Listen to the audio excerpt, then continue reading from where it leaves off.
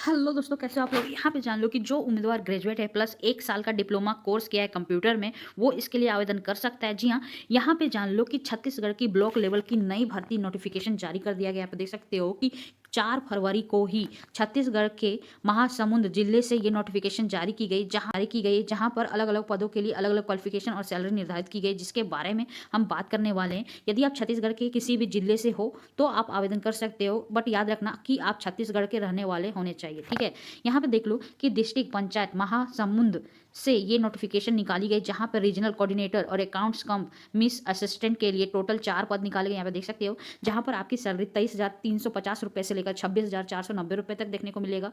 यहाँ पे देख सकते हो।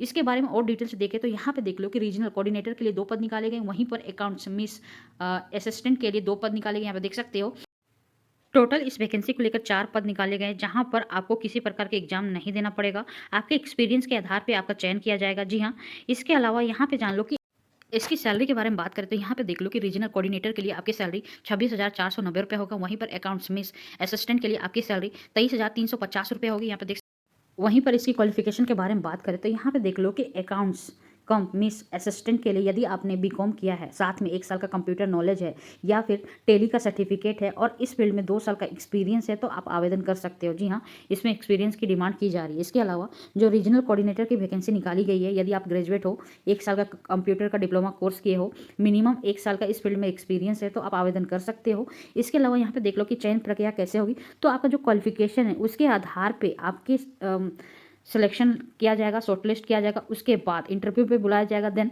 आपका रिटन टेस्ट और स्किल टेस्ट होगा, देन आपका सिलेक्शन होगा। ठीक है, ये याद रखना। आवेदन कैसे करोगे तो पूरी तरह से आपको ऑफलाइन तरीके से आवेदन करना होगा। आवेदन करने की अंतिम तिथि 20 फरवरी 2026 बताई गई है। इसके लिए कोई भी आवेदन शुल्क करने की आवेदन शुल्क निर्धारित नहीं किया गया है। यदि आप पोस्ट ऑफिस के माध्यम से भेजोगे, जो लिफाफा लगेगा वो 5-10 रुपये का आता है, बस उसी का ही चार्ज लगेगा और कोई भी एक्स्ट्रा चार्ज आपको देने की जरूरत नहीं है।